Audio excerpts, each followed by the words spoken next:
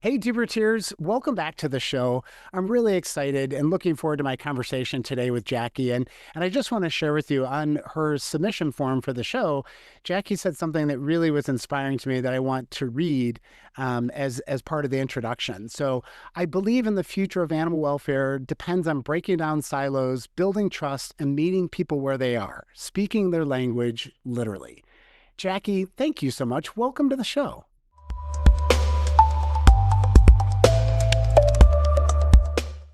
Thank you for having me. I'm very excited. I'm really excited to have you on. And you and I were just talking in kind of the pre-show, and I just feel like this is going to be a great conversation. So why don't you introduce yourself, introduce where you're working, and we'll kind of go from there. Yeah, of course. So my name is Jakie Hernández. I am currently the Vice President of Shelter Operations and Strategy here at the Nebraska Humane Society in Omaha, Nebraska. And I'm so excited to be here, talk about our legacy and what the future might look like. It's interesting because, you've only been in Nebraska for a couple of years. Tell Yep. our listeners and viewers, right, like kind of a little bit of your history. Yeah. So I'm fortunate enough that prior to this, I had an amazing job that quite literally took me across the US. So I got to experience a lot of different communities and a lot of different shelters, literally all over the US. So I worked for Best Friends Animal Society for the national embed team. And so my job was every year or so, they'd move me to a different community to help them try to just improve their life-saving efforts and really just help them focus on building more community relationships and better improve them as a whole. Yeah.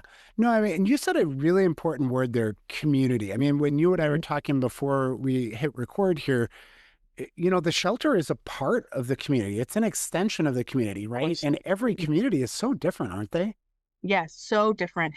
And I don't think that I'm humbled by the experiences that I had because, you anticipate, you do a quick Google search when you're told where you're going next and you assume things. But when you get there, most often it was a completely different experience. I was so privileged to experience so many different communities because it helped me relate in ways that I didn't necessarily even think of, right? So my assumption was, oh, I'm going to be one of the only Latinas. And come to find out, there was a huge community in Omaha. Really? And I'm very No. fortunate. Yeah, in Omaha, I was very, very surprised in a good way. And, I often talk about bridging gaps that includes language barriers, right? And I know that depending on where you are demographically speaking, it'll limit the ability to do that. So for me, especially here in Omaha, I was so excited to see such an active, engaged, willing to help community. We weren't reaching them literally in their own language. So they had no idea that we existed, what we were doing. So for me, specifically for Omaha, I really wanted to like hone down on that. And I think that was the experience at a lot of places. We always assumed, oh, we don't, for example, we don't have enough fosters. And I always, I'm like, well, talk to me about the community we've reached, right? Right. Yeah. When So, people tell me they don't have enough fosters, I'm like, do the math. 330 million people in the US. mm-hmm, I think yeah, there's enough out there. The question is, are you reaching them, right? Are you right. communicating with them? Mm-hmm, Just posting one time on Facebook that says we need fosters is not an effective right. strategy. Right. Sometimes we need to go to the community, right? Get to know them, befriend them. I I've helped our animal control officers, not just here, but in other places with a workbook that we created, myself and Mutual Rescue. And it's quite literally just a conversation starter. How are you? How's your day? My name is, I'm animal control. You're not in trouble. I'm here to help. Things of that nature, just because, and that's only one language that I can speak. But I would love to see more people, whether that's ASL, men, whatever the languages that you speak, I can guarantee you there's an underserved community because we don't have that bridge. Whenever I talk to anybody, I'm like, hey, tell me what your skills are? How can we put you to use in our community? And I don't think we're asking that enough, just organically as we're speaking, thinking about that people either assume you do or do not speak a certain language or do or do not have a certain skill set. One of the whole reasons I even started in animal welfare was because of my pug list. I know we were talking about in pre-show, but I was fresh out of college. On paper, I was your atypical denial adopter, right? No, I had no. no money for this adoption fee. I lived with my parents. I didn't have a job. And so At first, I understood why they did want to adopt me. And this was a dog that had medical issues. He had been hit by a car and was anaplasmosis positive, Ehrlichia positive, heartworm positive. So that like there was a lot of commitment to put into him. But for whatever reason, we connected, and I was willing to do whatever it took. So I remember like begging the executive director and saying, please let me adopt this dog. I don't know how I'll do it, but I'll figure it out. Yeah. And so she gave me 24 hours to figure it out. And she told me, if you come back tomorrow, this time with a plan, I'll let you adopt. After a lot of begging, so I went to my local vet clinic and I said, hey, I'll work for you guys if I can pay off this vet fee. Like, Wow. will you guys do that for me? And luckily that was in the career I thought I was going to go into. So they agreed to that. I went back and I adopted Pugless and had him for 15 beautiful years. But, I think about that situation often, and like, had I let them say no, had I not gone back to them, had they not given me a chance and seen past my application, I don't think that I would be the person I am today. I learned how to be a good dog owner, an advocate, and I think about all the other people's stories and like, who are we turning down based off what's written on paper? So I always try to challenge myself and remove all those biases that naturally happen, right? We're human, Sure. but I go back and think about this 18-year-old kid that wanted to adopt this medical nightmare of a pug. And I'm glad that I was able to do that, but I can only imagine what my life would be like if I had just accepted that no, you know? Yeah, it sounds like it lit a fire in you. I mean, you Oh, went to the veterinarian, you said, I will work for you. I will do, like, it became your passion. It became yeah, your purpose. yeah, absolutely. And again, that one experience, I've been in animal welfare now. This is my 20th year. Um, and it's just I've seen it adapt and change and evolve and pivot, right? As we do naturally in this field. But I'm so excited to see where we're moving towards now, where, like we talked about in our pre-show, it's about both ends of the leash, where we tend to historically we would focus on the one, right? We trained people to come to us when they needed to surrender their pet, but now we're saying, how can I help you keep your pet? Yeah. You have a home. You Yeah. love this animal. We want you to keep your animal. What can we do to help you guys? And I love that for us. That was not the case when I first started 20 years ago, right? We wouldn't even ask questions. We'd just like, all right, have a nice day. We had drop boxes. Oh, We wouldn't even have to interact with individuals. And so I'm just so excited to see all the changes and the amounts of people speaking up about their stories and how that's pivoting their community to think twice and just really like step back and hear your community out. yeah, that's a really good comment, Jackie, because, we've learned over the years, it's really easy. Somebody comes in and says, I want to Mhm. surrender my dog. And if we don't ask any questions, it's a transaction. We take the dog, Right. we're done. But with some just basic questions that says, what can we do to help you to keep the dog? Hmm. Do you need food assistance? Do you need medical assistance? Do Right. you need training assistance? There's all sorts of resources. We know as Mhm. professionals that these animals are way better off in a home environment. Me personally, I wish we didn't have physical shelters. Everything was in a home environment, right? Yeah. Unless, medical or behavior or Right. something like that. But, the animals just, they're healthier, they're happier, less stressed in a home Yeah. environment, even if it's temporary for a month or something like that. Right. Yeah, no, absolutely. The best place to be is in a home. And of course, there are those reasons why an animal would have to be relinquished. And my hope is that we be that safety net if and when we are needed. But my goal will always be to try to keep a pet in a home if it's possible, if it's safe for both parties. And I love the innovative programs that we're coming up with as an industry to do that, right? We at Nebraska Humane Society have a Forever Home Fund for one-time use emergency funding, because we know medical expenses are just sometimes just wild, right? And unfortunately, you never know what another individual might be going through. Sometimes someone has to choose, myself included as a college kid, I had to choose between feeding myself or feeding my dog. Spoiler, I just split the hamburger with my dog, but You both got to that's eat. not always the case, you know? And so I just want to make sure that we are reminding ourselves of where we've come from and how much we've improved as an organization. but how much more we have to improve. One of my favorite quotes was from a mentor of mine, and he was just talking about all the good we were doing, and he said, "We're doing good work, but how can we make impactful work?" And that like resonated. That was like over 3 years ago. And I ask myself that every day. I'm like, okay, this is good work, but how can we be impactful? And so I challenge anyone who's listening to really think about that question and what it means to you, to your community, your organization, because man, we have a hard job and we do such a good job at it. But could we be impactful and equally as good and put in maybe even less effort if we just have a simple conversation? How many times have we had adopters return puppies because of unrealistic expectations? And the default is like, okay, well, we'll just take the puppy back versus like, hey, let's go through some dog training or puppy classes. Did you know we offer those for free? Talk to me about what those struggles look like. Did we buy toys? You know, there's so many Yeah. we have so much knowledge in our brains that if we just made it more impactful, I think in the long run, it would save us heartache and help us keep pets in homes, which I think, again, is just really where the future is for animal welfare. We can build all the kennels we want and we know we'll fill them. So Yeah. why not And try to you keep them in can't homes? build, right. You'll never build a facility Yeah. big enough, right? Like Yeah. it's, Exactly. and it's just not the right model, right? Yeah. When you think about these animals should be in loving Hmm. homes, and even if they're a foster home, it's still a loving home. It's a Yeah. much Yeah. better environment for them. Absolutely. Yeah. My newest favorite program here at the Nebraska Humane Society is what we call Barks and Rec. Traditionally speaking, other shelters would call it like a dog day out program. Sure. And so the reason I love that program so much is because we're hitting a different audience that maybe doesn't have the bandwidth to adopt, whether that's financially, mentally, physically, whatever.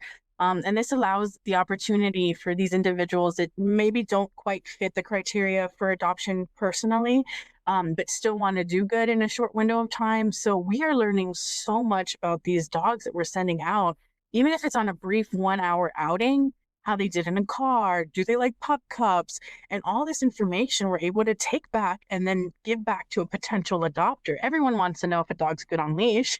Sure. And I can only tell you about how they are in these, four walls. But the second they go outside, we know they could be a completely different dog.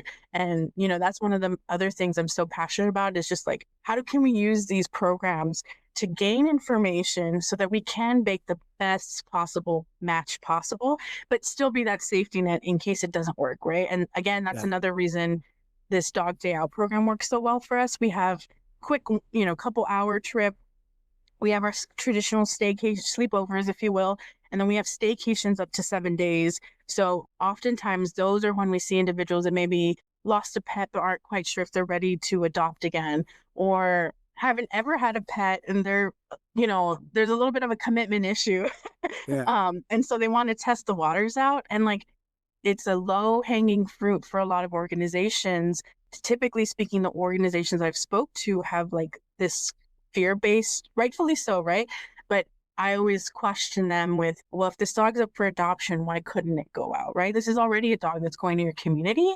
Yeah. So maybe let's talk about our population. And now, not every dog should or could go out and outing, but for those that can, they're self market. They're a walking billboard for our shelter, and it gets them so much. Just overall, like the physical touch, they're happy. The person on the outing is happy, and more often we have a 9 day less stay with dogs that do outings compared to dogs that don't. And so that's a whole weekend, change that a dog doesn't have to be at the shelter simply because somebody else is willing to take it out. And again, like that's just one of the many programs that I think is really starting to pick back up. It's not new, right? Yeah. We've been doing it for a while, but I think because more people are speaking about it, it's really, at least in our community, really been engaging, and we're able to recruit these individuals to help us place our own dogs in homes. And that's just the community wants to do the work. We just have to ask them. Yeah, I like those words, right? The community. I mean, the Yeah. shelter is a part of the community. It is an establishment that serves the community and the animals of the community. And it's almost one of the things that came to mind when you were speaking there was find a reason to say yes, right? Yeah. Find maybe this dog isn't the one for this. Maybe this dog is, maybe that cat. Like we know there's there's no perfect situation for every single one. So you try different things to make it work. Absolutely, yeah. And, our average population here at Nebraska Humane Society is, anywhere from 200 to 300 animals that are available for adoption. So I always tell people there's no reason why someone shouldn't be walking out the door empty-handed. Right. So let's talk about it. Whether that is a dog's day out, a foster, an adoption, like we want to retain you as a member of the community that came in to help us. So how do we do that? Yeah. Yeah. Come visit us, right? Like Yeah, you'll take an animal home, even if it's just for the weekend, like you said, a right. sleepover. I mean, Hmm. all of our data shows it just has such a tremendous impact on Yeah. the animal to get them out of a shelter environment, even for a day or weekend, a week, right? Whatever Hmm. it might be, they get to experience so much more. The less stress, new smells and people and all those things. And like you said, they're a walking billboard, right? So that Yeah. just it builds on itself. Hmm. Yeah, absolutely. And again, talking about that person on the other end of the leash, I've had permission to share this story from an individual that participated early on, but that day she was contemplating ending her life. And she didn't tell anyone. We didn't know, right? She just signed up for the program. We don't ask those kinds of questions. Sure. We matched her with a dog. She took this dog to the park. They connected on a spiritual level, she says, and she decided that day that she would continue to volunteer. And it's just stuff like that. You never know. We just talked about this. You never know what an individual might be going through. So I don't know if that person has a $5,000 check in their pocket or if they're going through something and just need time with an animal. And if I can provide that for them, whether again, that's financial help through a program we have, dog food, whatever that might be, I'm not here to judge you. I'm here to help you. And I think that took me a while, especially, being old school, sheltering, animal control mindset. But again, I'm so happy and fortunate to be seeing how we're evolving and really just focusing on that individual in front of you too. And asking them like, how can we help you? Yeah. I mean, it sounds like you've learned a lot along the way, Jack. I mean, what lessons have you learned that you still apply to your leadership style today? Yeah, that's a great question. I mean, again, I think about the way I was judged, and like, on paper, I get it. I was a horrible adopter. I didn't have a job. I lived with my parents. I had no business adopting a dog.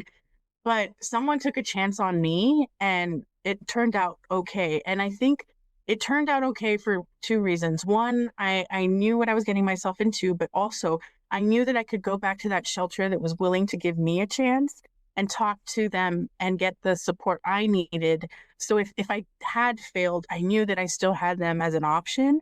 It helped me build a relationship with them. I ended up working for that shelter, and that was really my first like management leadership position, and that's because someone took a chance on me. And so really just thinking about, again, that person in front of you or that dog in front of you, who are you, why are you here, how can I help you? Yeah. um, and I think those are the core questions to get any question resolved. Yeah, you just never know. Like you said, I mean, you, right, Mhm. you were heck, you were gonna do that, hell bent on doing this, right? Yeah, Like I'm gonna do this. And they could see your tenacity and your pup lived 15 years, right? I 15 mean, years, yeah. so it wasn't like you, but you knew, like you said, that the shelter could serve as Hmm. a support organization. Yep. And that's what I view shelters being, as a Right, community support organization, whether, right. like you talked about the different programs, right? You might need food assistance or training assistance, Yeah. behavioral, medical, like there's all sorts of programs that Hmm. shelters can offer Hmm. to help you keep the animal in the home because we know they're Right. much better off there. Right. And, I always talk to our own staff about how things could change in the blink of an eye, right? So I could be, I'm not because of, because I work in animal welfare. I could be a millionaire today and tomorrow lose all of that money. So what's on paper doesn't equal what the outcome could be, right? Whether you're an unhoused individual, my favorite owners are some that are unhoused because those are the individuals that are choosing to feed their dog over themselves or don't want to go to a shelter because their pet isn't, allowed. They've already gone through so much. And I think that's why they have such a human animal bond that is their family. And historically speaking, myself included, I was one to judge, well, no, I can't give you your dog back. You don't have a residency. But come to find out, these are again some of the best pet owners I know. They're waiting in line for 3 hours to get free prevention or dog food or, walking across town to make sure they make it to the food bank on time. And that can go for anyone, regardless of who you are, where you're coming from. If your intent is good, I want to talk to you and I want us to connect, and I want us to make that impactful impact together.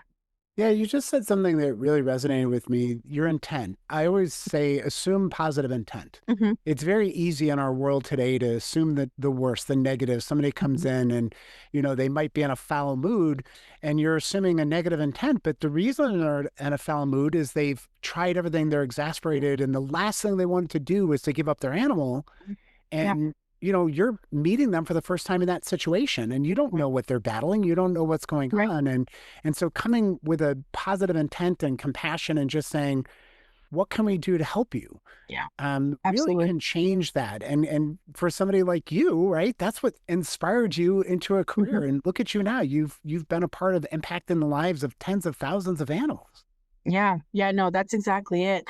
I always try to connect with our front facing staff the most because I get it. They're being yelled at. They're being therapists. They're, quite literally a shoulder being cried on.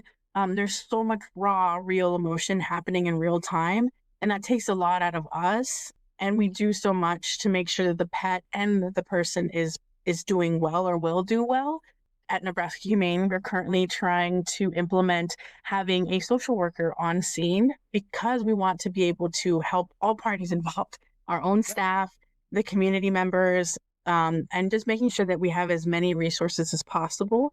And again, that I think that's something where previously, like, we would be like social work and animal welfare, that those are two different apples, but really they're not. Yeah. And so I'm just again so thankful that we're really just connecting, communicating what's happening in your community. Can I help you? That kind of a conversation just really gets that passion building back up because we can learn from other communities. And while we're not the same, I bet we have similarities. Yeah, for sure. Well, Jackie, I feel like you and I could just talk forever here, but I'm going to start to draw us to a close here and we're going to wrap up with our lightning round so we can learn a Okay. little bit more about you. You ready? Okay. Right. All right. Which do you prefer, puppy breath or kitten purrs? Oh my gosh, puppy breath all day. Okay, that's good. Early bird or late night owl? Early bird. Okay. If you had to choose one word to describe your shelter team, what would it be? Passionate. Good word. The most unusual animal you've ever had in the shelter, in any shelter, I should say. Baby cub tiger. Okay. That It is was an a border unusual. town. Yeah, border town. We got a call. I was like, I don't think we can handle this, but we kept it for 24 hours. Nice. Hmm. What's one piece of advice you would give your younger self on day one of this job? Be kind. Be kind to yourself. Be kind to others, the animals you serve. Yeah, just be kind. I love it. Um, what is one thing you do to decompress after a hard day? I like to remember the wins, big or small. Take a moment to ground myself and give gratitude and focus again on the good that we did because every day we're doing good. Yeah. And my last question for you is, what do you want your legacy to be? I hope that I am a safe space for every individual that I meet, whether four-legged or two. And that when people think of me, they think of compassion and impactful change. I love that. What a great way to end the show. Jackie, thank you so much. Thank you for coming on. Thank you for sharing your story, what motivated you. In some ways, I'm glad they were hard on you because I feel like that lit a fire that has really served animals for many, many years. Absolutely. Yeah, I am too. I am too. It's part of my story and part of why I'm here. So I'm going to keep advocating for those who might not look so great on paper, but I know deep down have good intent. Well, Jackie, thank you for everything you do. And thanks for coming on the show. Thank you. I had so much fun.